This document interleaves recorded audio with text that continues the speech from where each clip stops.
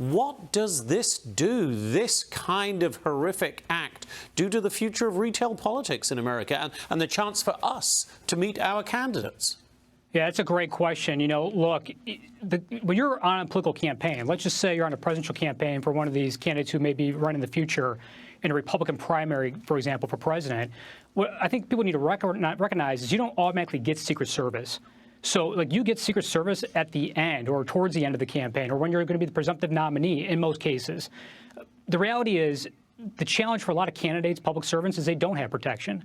So if you're doing these outdoor events like we saw yesterday or as we saw in Butler, Pennsylvania with President Trump, there is a risk there. But even with President Trump, he had Secret Service and he was a target and he almost got killed. So I think right now what we need to do is, you know, bring down the violence. And whether that's in indoor settings or outdoor settings, the key is citizens and public servants need to step up. But there should be concern right now because this is a violent time. And I go back to it's not just public servants and elected officials who I think are concerned. Everyday Americans don't have protection in many cases.